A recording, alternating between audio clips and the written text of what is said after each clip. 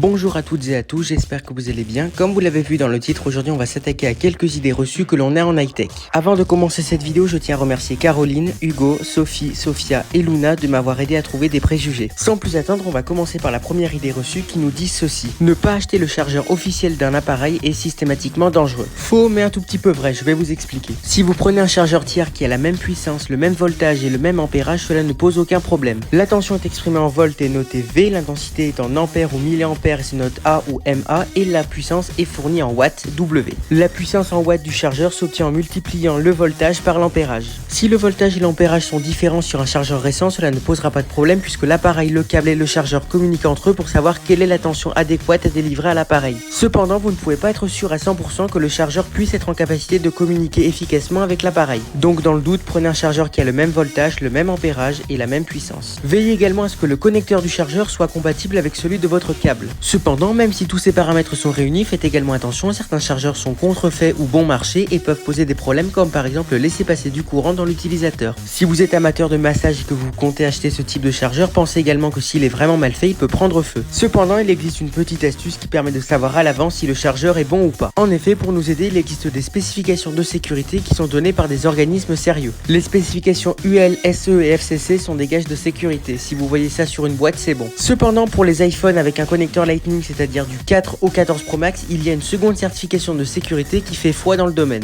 Cette certification a un nom et elle s'appelle MFI pour Made for iPhone, iPad, iPod. Cette certification créée par Apple permet de certifier que le chargeur est correct et n'abîmera pas l'iPhone et l'utilisateur. Bon, ça permet aussi à Apple de toucher des commissions, on va pas faire semblant de ne pas l'avoir remarqué. Pour conclure, un chargeur qui a le même voltage, le même ampérage et la même puissance ne pose aucun problème si le connecteur est le bon et s'il a des spécifications de sécurité. On va rester dans le domaine de la batterie de la charge avec le prochain préjugé. Pour préserver la durée de vie de la batterie, il faut impérativement la décharger totalement. C'était vrai, mais aujourd'hui c'est complètement faux. Je m'explique. Il y a bien longtemps, on utilisait une technologie de batterie complètement différente et il fallait impérativement les charger jusqu'à 100% et les décharger à fond pour éviter les problèmes. Aujourd'hui, avec la technologie de batterie lithium-ion, il faut faire exactement l'inverse. Les batteries au lithium sont composées de cellules et elles n'aiment pas être ce que l'on appelle en décharge profonde. Attention, la décharge profonde ne se produit pas au moment où l'appareil s'éteint faute d'énergie. En effet, il lui reste une petite réserve qui va tenir quelques heures à peine. Quand je dis quelques heures à peine, ce n'est pas quelques heures d'utilisation, mais plutôt quelques heures de survie. Par contre, une fois ce délai écoulé, la batterie sera bel et bien en décharge profonde et c'est là qu'elle peut s'abîmer prématurément. Comme je l'ai dit tout à l'heure, les batteries au lithium-ion sont composées de cellules et ces cellules peuvent être détruites en situation de décharge profonde. En conséquence, avec des cellules fonctionnelles en moins, la capacité totale de stockage d'énergie de la batterie sera réduite. Pour d'autres conseils pour économiser et préserver la durée de vie de la batterie, je vous mets une vidéo dans la description. Restons encore une fois dans le domaine de la batterie avec le troisième préjugé. La batterie d'un iPhone se décharge à toute vitesse. On ne va pas se cacher le fait que la capacité de batterie des anciens iPhones était catastrophique. Cependant, depuis les iPhone 10, Apple a fait beaucoup de progrès concernant la capacité des batteries à tel point qu'aujourd'hui les iPhones sont considérés comme ayant pratiquement la meilleure des batteries disponibles sur le marché. Si vous ne me croyez pas, je vous laisse chercher des comparatifs. Le problème des comparatifs, c'est qu'ils sont faits en situation d'utilisation intensive, mais ça donne quand même une petite idée des capacités des batteries en situation normale. La question intéressante à se poser maintenant, c'est comment Apple a fait. Pour augmenter l'autonomie d'un iPhone et plus largement d'un smartphone, on peut utiliser trois solutions. La première solution est toute simple, augmenter la taille de la batterie. Une batterie plus grosse a plus de capacité de stockage d'énergie et en conséquence, l'appareil aura plus d'autonomie. Cependant, on ne peut pas augmenter la taille d'une batterie à l'infini, on ne peut pas se retrouver avec des iPads dans la poche. Une autre solution pour améliorer l'autonomie d'un appareil est de graver les puces qui le composent plus finement. La taille de gravure des puces n'est déjà pas bien grande, elle se mesure en règle générale en nanomètres et plus en fait la gravure en nanomètres est petite, plus l'appareil chauffera moins et sera efficace en énergie. En conséquence, si l'appareil chauffe moins et que les puces sont plus efficientes en énergie, à quantité de courant identique, elles seront plus performantes. Cependant, graver des puces plus finement c'est bien joli, mais on ne les grave pas à la main, il faut des machines et ces machines elles ne se trouvent pas partout. À l'heure actuelle, la gravure la plus fine que l'on sait faire efficacement est en 3 nanomètres et seule une entreprise est capable d'en produire de grandes quantités, TSMC. La troisième solution pour améliorer l'autonomie d'un appareil est de jouer sur le logiciel. En effet, un système d'exploitation ou tout simplement un logiciel bien fait est fait pour ne pas trop tirer sur le processeur et en conséquence économise de la batterie. Je ne rentrerai pas dans le détail de ces optimisations car ceci n'est pas l'objet de cette vidéo. Maintenant que l'optimisation de batterie n'a plus aucun secret pour vous, je vais vous poser une petite question. Quel est le système parmi les trois présentés qui est le plus efficace selon vous?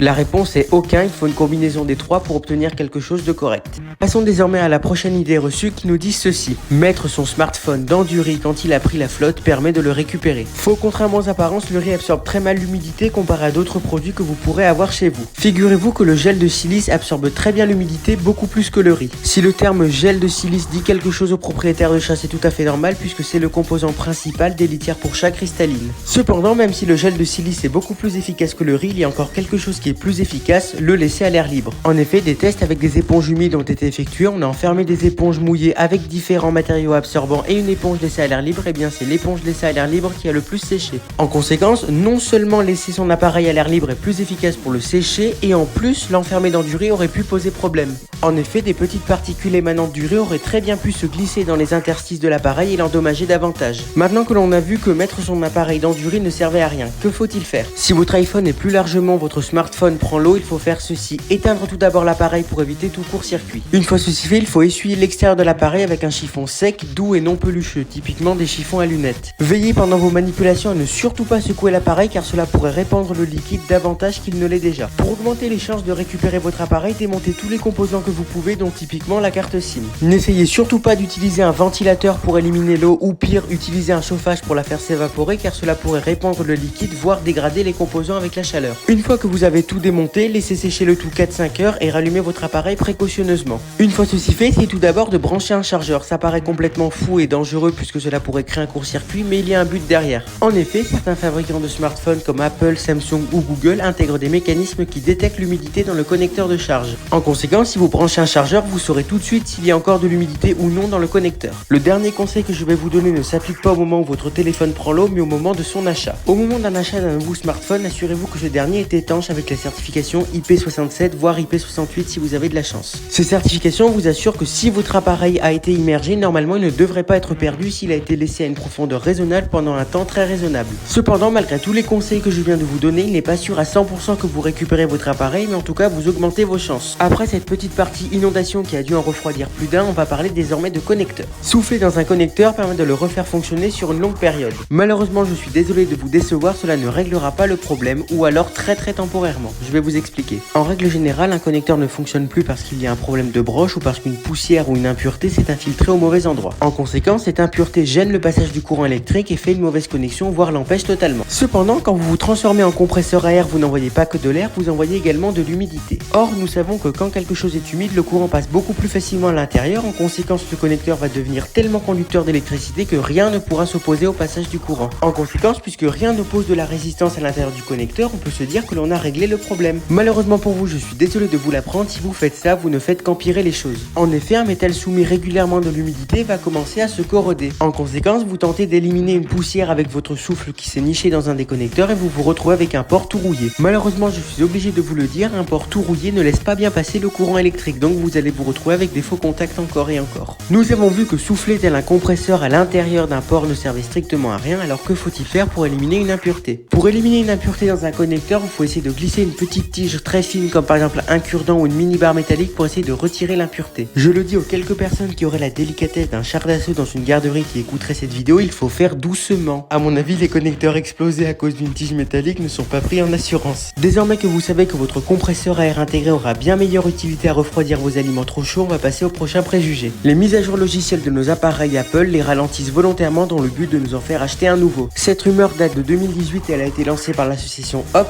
Halte à l'obsolescence programmée, et avant de vous dire si c'est vrai ou faux, je vais vous donner quelques détails. En 2018, l'association HOP a fait une révélation choc en indiquant qu'ils détenaient des preuves qu'Apple avait fait de l'obsolescence programmée sur leurs appareils. Avant de passer aux arguments de HOP, on va redéfinir qu'est-ce que l'obsolescence programmée. L'obsolescence programmée est tout simplement le fait pour une entreprise de réduire volontairement la durée de vie de ses appareils. Pour faire de l'obsolescence programmée, on peut choisir deux solutions. Tout d'abord, la première, c'est d'utiliser des matériaux bon marché qui vont casser juste après la garantie de préférence. Si une entreprise pratique ce type d'obsolescence, il est très difficile de l'attaquer en justice car elle peut sortir comme contre-argument qu'elle voulait juste faire quelques économies. La deuxième solution est encore plus simple, ou plutôt encore plus vicieuse, c'est d'utiliser le logiciel pour faire de l'obsolescence programmée. Pour cela, rien de plus simple, on injecte une ligne de code dans le logiciel interne de l'appareil en lui disant de ne plus fonctionner au bout d'un certain temps ou au bout d'un certain nombre de cycles d'utilisation. Ce type de de blocage est surtout connu concernant les imprimantes, mais d'autres appareils peuvent en être la cible tant qu'ils ont un logiciel interne. Cependant, des preuves de blocage logiciel sont très difficiles à trouver puisqu'il faut en sorte que le code logiciel ne soit pas visible. Désormais que l'on connaît la définition rigoureuse d'obsolescence programmée, on va s'attaquer aux arguments de Hop. Le premier est tout simple et il nous dit qu'Apple a volontairement bridé les processeurs de nos iPhones. Le second est un graphique effectué par une chercheuse d'Harvard qui a montré que le nombre de recherches iPhone lent sur Google était largement supérieur au moment des mises à jour majeures des systèmes. Les deux arguments d'Hop sont vrais et sont faux à la fois, je vais vous expliquer. Tout d'abord, il est vrai qu'Apple a délibérément bridé les processeurs avec iOS 10.2.1.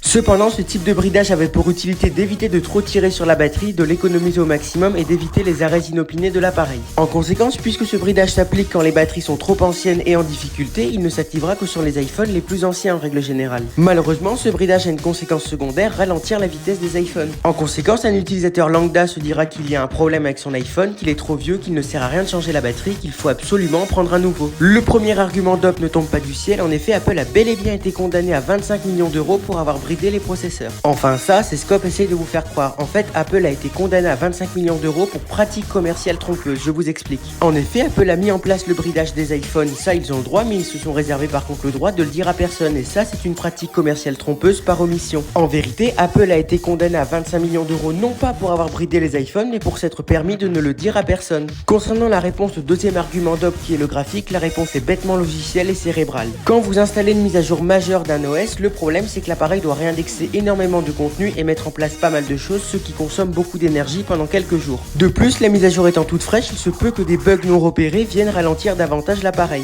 Cependant, après quelques jours, quand l'appareil aura fini de réindexer tout le contenu, l'autonomie devrait redevenir telle qu'elle était avant la mise à jour. Si tel n'est pas le cas, il y a un bug où il y a des fonctions qui consomment pour rien. Je vous ai dit que ma réponse serait logicielle et cérébrale, et là je ne vous parle que de logiciel. Que se passe-t-il? Il se passe qu'après quelques jours, l'iPhone a fini de réindexer tout ce qu'il doit réindexer, et en conséquence, les performances reviendront à la normale, mais vous resterez sur l'idée convaincante qu'il faut en changer. En effet, puisque l'appareil était lent à la base, cela fait une très bonne excuse pour prendre l'iPhone tout neuf avec les nouvelles fonctions. Le fait de penser que nos appareils sont toujours trop vieux et qu'il faut les changer régulièrement s'appelle la société de consommation. Puisque pratiquement tous les iPhones sont lents après être passés sous un nouvel OS, tout le monde va chercher sur Google pour savoir s'ils sont les seuls. En conséquence, ce graphique est vrai mais ne veut rien dire concernant l'obsolescence programmée. Le problème que j'ai avec les arguments de Hop est le suivant, cela nous incite à ne pas faire les mises à jour alors qu'il faut les faire. En effet, les mises à jour apportent non seulement des nouvelles fonctions, mais plus important encore, des corrections de sécurité. Quand une faille de sécurité est rapidement rebouchée, cela ne pose pas de problème, mais si vous ne faites pas les mises à jour, la faille devient publique puisqu'il y a eu un correctif et un attaquant peut essayer de l'utiliser. Pour conclure cette longue explication, ne vous inquiétez pas, vous pouvez faire les mises à jour en toute sécurité, je dirais même vous devez. Cette explication sur les mises à jour de sécurité amène automatiquement le sujet suivant, l'iPhone et les appareils Apple sont invulnérables. Malheureusement, je vais être obligé de casser ce mythe, c'est complètement faux. Les OS d'Apple, par leur nature relativement fermée, sont moins vulnérables que des OS ouverts tels qu'Android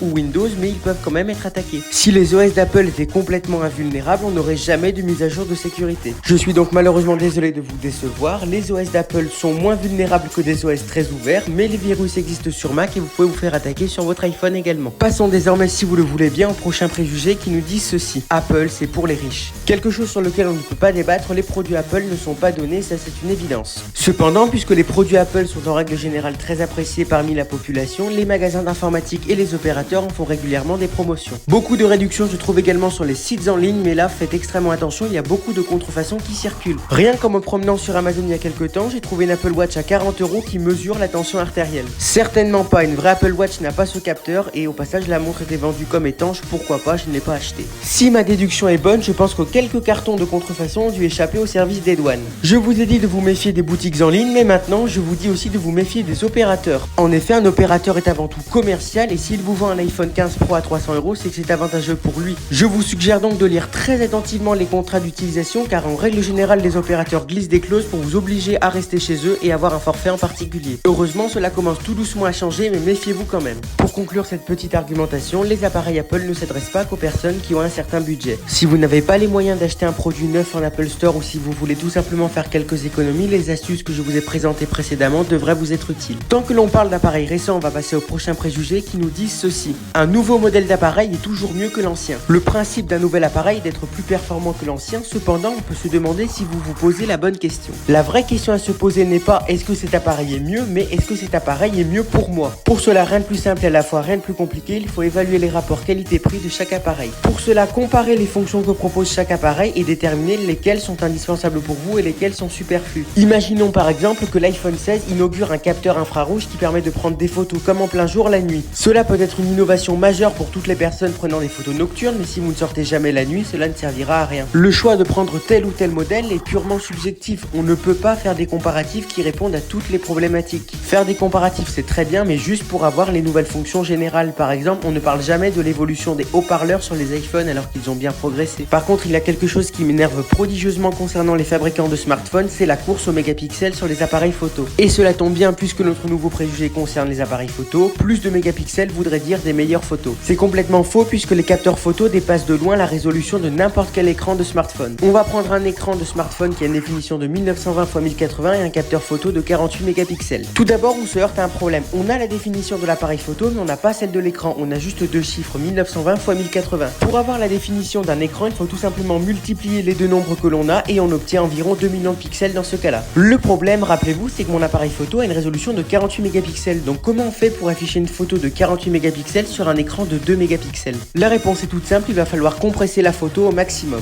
Dans ce cas-là, concrètement, il va falloir baisser la résolution par 24 et en conséquence, tout ce qui dépassera de la photo, tout ce qui sera au-dessus des 2 millions de pixels sera supprimé. En conséquence, on a acheté un smartphone avec un super capteur photo, mais au final, le résultat sera médiocre puisqu'il aura fallu la compresser. Si vous avez l'idée de la mettre sur vos réseaux sociaux, cela sera encore pire car il faudra la compresser une deuxième fois. Par exemple, dans le cas d'Instagram, on passera en 1080 par 1080, ça fait 1 160 000 pixels à peu près. Il y a un deuxième facteur qui rentre également en jeu. Outre la compression, il faut également prendre en compte la qualité du logiciel qui effectue la compression. Si c'est un excellent logiciel de compression, un excellent capteur 12 mégapixels fera bien mieux l'affaire qu'un capteur 48 mégapixels avec un logiciel de compression catastrophique. Selon vous, qui est coupable dans cette histoire? Les marques ou vous? Tout d'abord, la culpabilité revient aux marques qui essayent de vous faire croire que plus de mégapixels veut dire forcément des meilleures photos. En somme, on vous fait passer un message simpliste, quitte à ce que ça soit une bêtise pour que vous achetiez. Cependant, outre la culpabilité des marques, nous sommes également coupables nous aussi. À l'heure où de plus en plus de personnes achètent des smartphones pour l'appareil photo, les marques n'ont aucune raison de ne pas le mettre en avant puisque commercialement c'est avantageux pour elles. Après cette partie photographique, on va désormais s'intéresser à la mémoire vive. Il faut impérativement fermer toutes les applications sur son smartphone. On pense à tort que la fermeture des applications est bénéfique pour permettre de préserver la mémoire vive et avoir une vitesse importante, mais c'est faux. En effet, le système a sa propre politique de gestion de la mémoire vive ou RAM, c'est la même chose, et il sait très bien ce qu'il faut supprimer ou non de cette mémoire. Pour petit rappel, la mémoire vive n'est absolument pas la même que la mémoire morte. En effet, dans la mémoire vive, on ne peut stocker aucune donnée de façon durable. Dès lors qu'elle n'est plus alimentée, les données sont perdues. Cette mémoire vive n'a donc d'utilité que pour stocker des données de façon temporaire, comme par exemple quand vous faites du multitâche. En conséquence, d'un point de vue d'économie de mémoire vive, cela ne sert strictement à rien puisque le système est plus intelligent que nous et sait ce qu'il doit laisser ou non dans la mémoire. Nous avons vu que d'un point de vue de RAM, cela ne servait strictement à rien, mais peut-être que cela a un impact positif sur la batterie. Malheureusement pour vous, je suis désolé de vous l'apprendre, mais c'est encore une fois complètement l'inverse. Quand vous quittez une application, elle n'est pas complètement fermée, elle est ce que l'on appelle en veille et elle ne consomme plus rien. Elle est maintenue dans la mémoire vive dans l'état où elle était la dernière fois que vous l'avez ouverte.